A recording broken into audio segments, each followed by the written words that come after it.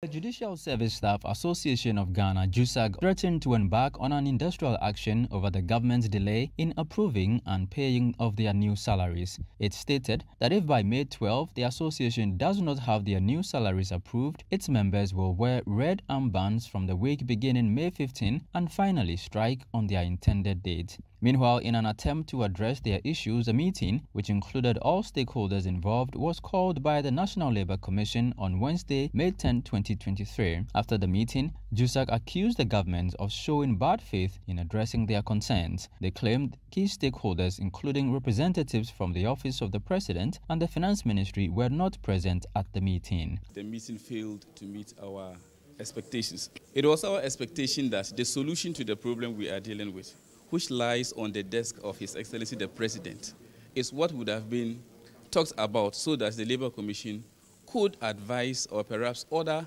the President to give us the necessary approval for implementation in the month of May, as we all expected. It's so unfortunate that when we came here, we've been here up till around 2 p.m. before we were called in. To our utter dismay, the people who matter so much in this matter and hold the solution to the problem, i.e. the Office of the President, the Ministry of Labour, as well as Finance, did not show up for the meeting. And since they failed to show up, it is sending a signal to us that the sensitivity and the plight of staff of the Judicial Service is not being respected. Our plight is something that is not being considered.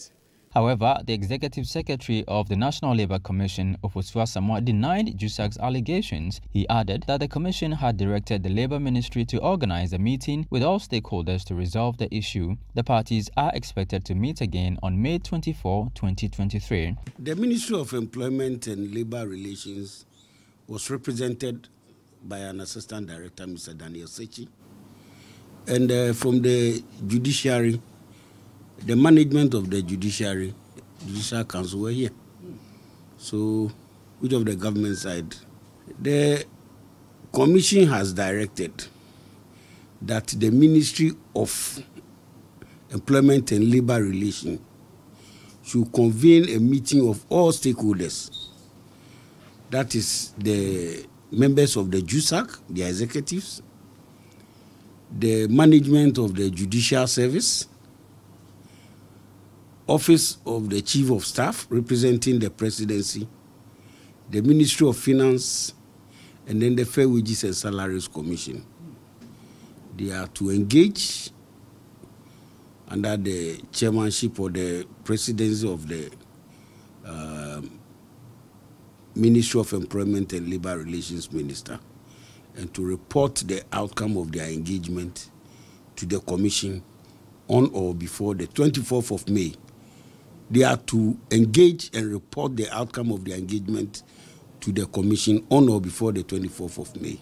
Meanwhile, a meeting between the National Labour Commission and the University of Cape Coast chapter of the Senior Staff Association of Universities of Ghana also ended inconclusively. Addressing the media, the chairman of the University of Cape Coast chapter of the Senior Staff Association of Universities of Ghana, Sunday Kumi Sinatra, says the NLC has given the association up to June 21, 2023 to reconvene after it has further engagement with its management.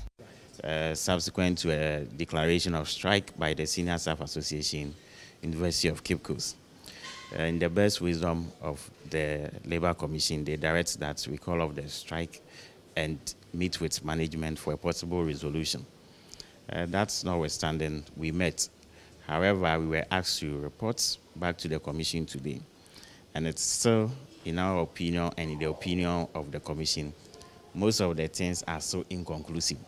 For that reason, the Commission could not have taken a firm stance on the issue and has requested that we go again and dialogue with management of the university and report back on 21st of June.